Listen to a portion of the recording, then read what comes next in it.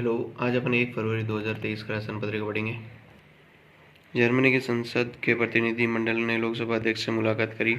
Bharat Germany के बीच में होने वाले रिश्तों के बारे में पढ़ सकते हैं। आइए इसमें इम्पोर्टेंट टॉपिक हो गया। रॉल्फ के अध्यक्ष संसदीय मैत्री समूह के ब्रिंक हॉस के जर्मन संसद का नाम है बुंडेस्टाग।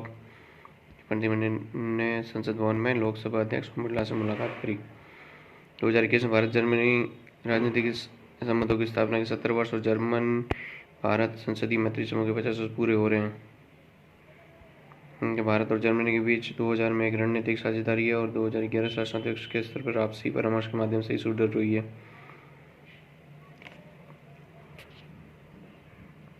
भारत G20 के बैठक के लिए एक विश्व एक परिवार एक भविष्य के विषय को मुख्य थीम के रूप में चुना गया है और G20 सम्मेलन के साथ P20 संसदों के अध्यक्षों की बैठक भी भारत आयोजित करेगा।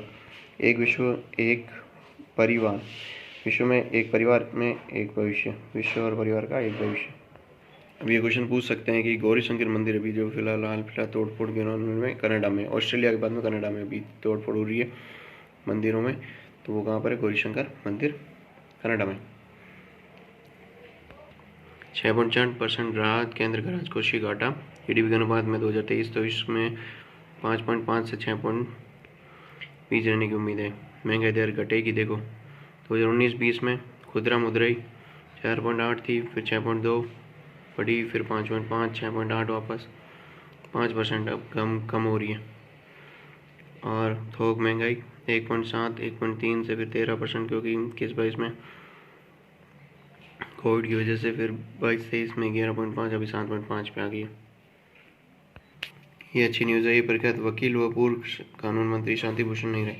इन्होंने क्या इम्पोर्टेंट, इन्होंने दिल्ली इलाहाबाद हाई कोर्ट के बहुचर्चित मामले में राजनारायण का प्रतिनिधित्व किया था, जिसके कारण 70 के दशक में इंदिरा गांधी को प्रधानमंत्री पद से हटाना पड़ा था। इमरजेंसी के टाइम 1975, उससे पहले के टाइम में इन्होंने मोरारजी देसाई सरकार में 1977 से 79 में कानून मंत्री के रूप में काम किया। अगला अक्षय ऊर्जा के राजस्थान के संदर्भ में इम्पोर्टेंट, राजस्थान के बांध तालाब झीलों पर लगेंगे फ्लोटिंग सोलर। ये इंपॉर्टेंट है क्योंकि इसके साथ साथ हम पढ़ सकते हैं बांध कहाँ पर है, तालाब कहाँ पर है और झीलों पर झीलें कौन कौन सी राजस्थान में। पायलट प्रोजेक्ट के रूप में मानसागर, आना सागर और फाय सागर। मानसागर कहाँ? जयपुर में, जिसमें 1 मेगावाट का। आना सागर अजमेर में 2 मेगावाट का। फाय सागर अजमेर में 1 मेगावाट का। फिर बड़े प्रोजेक्ट लगेंगे बीसलपुर बांध 500 से 1000 मेगावाट का। माही बांध 2000 मेगावाट का लगेंगे। इसमें ये चीज़ें इंपॉर्टेंट है। क्यों होता है? खास बात है इसके जरिए बांध तालाब और झीलों के पानी का वाष्पीकरण 65 से 70% तक कम होगा और जमीन की तुलना में 10 से 15% ज़्यादा बिजली बनेगी। इंपॉर्टेंट क्या? दो चीज़ें, वाष्पीकरण रुकेगा 66 से 70% तक और 10 से 15% तक बिजली बनेगी। जमीन पर 1 मेगावाट क्षमता के प्लांट के जरिए 1.5 से 2 हेक्टेयर एरिया की जरूरत होती है, जबकि पानी में 1 हेक्टेयर एरिया से भी नहीं काम होगा। जमीन या छत पर लगने वाले प्लांट के मुकाबले 10 से 15% ज़्यादा बिजली उत्पादन होगी। पानी के वाष्पन की दर से 62 से 70% की कमी होगी। बांध तालाबों में इकाई जमने की स्थिति कम होगी। इससे पानी के ट्रीटमेंट प्लांट संचालन में खर्चा कम होगा। ट्रीटमेंट प्लांट में सोलर पैनल को सफाई धोने के उपयोग आने वाला पानी बचेगा। चुनौती भी साथ साथ में, सामान्य प्लांट के मुकाबले लागत 25 से 30% ज़्यादा है। बांध तालाब झील में पानी का लेवल कम होता है या फिर तेज़ हवा चलती है तो पैनल के डैमेज होने की खतरा है। अभी सबसे बड़ा प्लांट लगा हुआ एमपी के खंडवा के नर्मदा नदी में के ओंकारेश्वर बांध पर सबसे बड़ा तैरता हुआ सोलर प्लांट है 600 मेगावाट का।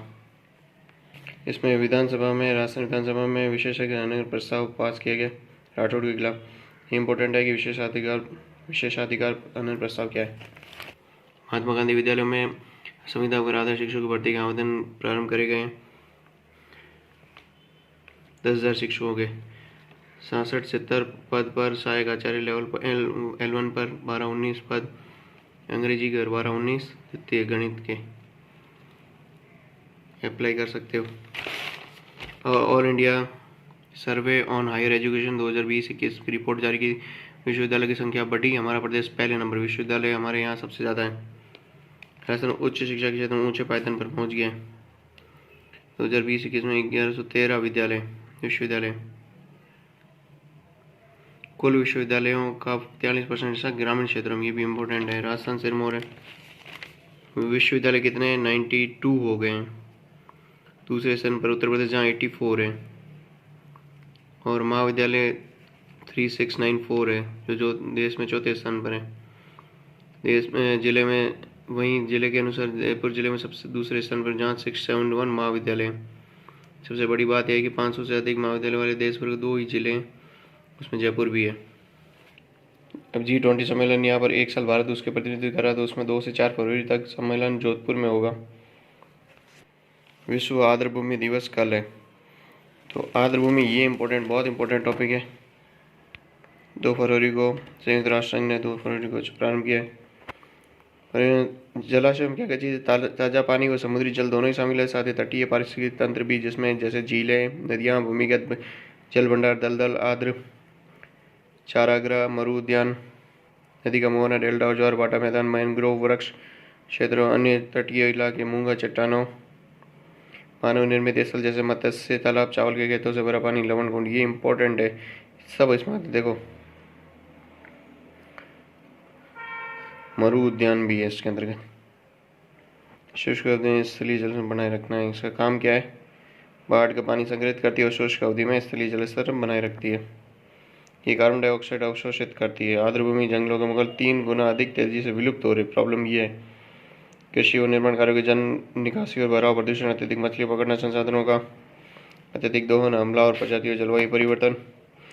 स्वतंत्रता के 75 वर्ष पूरे होने के उपलक्ष्य में भारत ने 75 रामसर स्थलों की घोषणा की है। आज एशिया में सर्वाधिक रामसर स्थल राजस्थान में, भारत में राजस्थान में केवलादेव राष्ट्रीय उद्यान, फिर नीचे गुजरात में गुजरात का नल सरोवर, केरल की अष्टमुडी झील, MP की भोज आर्द्रभूमि, ओडिशा का भितरकनिका वग, मणिपुर की लोकटाक झील, पश्चिम बंगाल का सुंदरबन आर्द्रभूमि, तमिलनाडु में मन्नार की खाड़ी रिजर्व और महाराष्ट्र की लोनार झील भारत की प्रमुख आर्द्रभूमि जो दुनिया की जानी मानी आर्द्रभूमि में गिनी जाती है।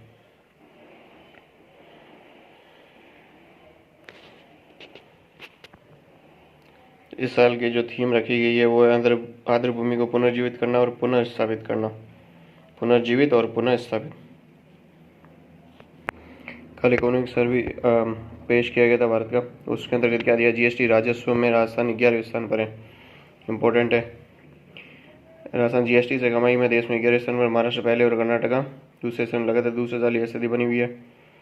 देश में 31 दिसंबर तक GST से 9.76 लाख करोड़ रुपए का राजस्व, जिसमें से 2 लाख करोड़ रुपए से अधिक अकेले महाराष्ट्र के खाते में आए। राजस्थान ने इस दौरान 33,209 करोड़ रुपए जमा हुए। कुल GST के करीब 1/23 से अधिक राशि IGST यानी कि अंतर्राज्यीय श्रेणी में जमा होता है, और लगभग इतनी राशि राज्य GST खाते में जमा होती है। करीब 1/4 राशि CGST के माध्यम से केंद्र के पास पहुंचती है, जिसमें से राज्यों को भी हिस्सा मिलता है। इसमें अलावा शेष राशि शेष के रूप में केंद्र सरकार को मिलती है। अब तक शेष में से राज्यों को GST के कारण होने वाली क्षतिपूर्ति का मुआवजा भी मिलता था, यानी शेष में से राज्यों को GST के कारण जो क्षतिपूर्ति होती है उससे मिलता था, जो 30 जून 2022 के बाद बंद कर दिया गया। ये इंपॉर्टेंट है। एक GDP क्या होता है? कुल आर्थिक उत्पादन के बारे में बताता है, जबकि ग्रॉस वैल्यू एडेड बताता है कि तय अवधि में इनपुट कॉस्ट और कच्चे माल का दाम निकालने के बाद कितने रुपए की वस्तुओं और सेवाओं का उत्पादन हुआ है। यानी GVM क्या बताया? तय अवधि में एक साल का फिक्स है, तो इनपुट कॉस्ट उसमें कितने पैसे लगे और कच्चे माल का दाम निकालने के बाद कितने रुपए की वस्तुओं और सेवाओं का उत्पादन हुआ। किस चीज़ का? वस्तु और सेवा दोनों का होता है। ये इंपॉर्टेंट है, मतलब इकोनॉमिक सर्वे में ये बताया गया बजट में शिक्षा, स्वास्थ्य, सामाजिक योजनाओं पर खर्च बढ़ाने की उम्मीद की जा रही है। केंद्र का सामाजिक सेवाओं, शिक्षा, स्वास्थ्य और अन्य में कुल खर्च का शिक्षा पर खर्च 9.5% रह सकता है। महिलाओं की भागीदारी 27.5% है। बेरोजगारी 2005 में 5 साल के न्यूनतम से 4.2 पर रही। स्वास्थ्य पर GDP का 2.1% खर्च होता है। बजट आते ही तो सबसे इम्पोर्टेंट क्या चीज़ आती है कि ऐतिहासिक बजट है 1990 में पेश किया था। ऐतिहासिक बजट मनमोहन सिंह जी और PV नरसिंह राव उस समय राष्ट्रपति थे और भारत के प्रधानमंत्री थे और उस समय क्या चीज़ चल रही थी? भारत की आर्थिक हालत बहुत ख़राब हो गई थी। उस समय के नरसिंह राव जी ने अपनी biography the man who remade India. Important है, याद रखना। अब एक अच्छी न्यूज़ आई है कि ICET क्या है? ICT है कि initiative for critical and emerging technology. Initiative हाई से सी for critical and emerging technology की पहली बैठक कितनी, कौन सी बैठक? भारत और अमेरिका के बीच में पहली बैठक वॉशिंगटन में हो रही है। इसमें क्या चीज़ इंपॉर्टेंट आई है कि 6G वो सेमीकंडक्टर में एक दूसरे के साथ है। भारत और अमेरिका ICT के तहत सहयोग के लिए जिन 6 क्षेत्रों में पहचान की उसमें वैज्ञानिक अनुसंधान और विकास है, कृत्रिम बुद्धिमत्ता, ये दोनों एक दूसरे रिलेटेड। वैज्ञानिक अनुसंधान और विकास, कृत्रिम बुद्धिमत्ता, रक्षा नवाचार, अंतरिक्ष रक्षा और अंतरिक्ष को सेमीकंडक्टर और 6G शामिल। चीन के वर्चस्व को कम करना है, प्रदान करेंगे सस्ती टेक्नोलॉजी।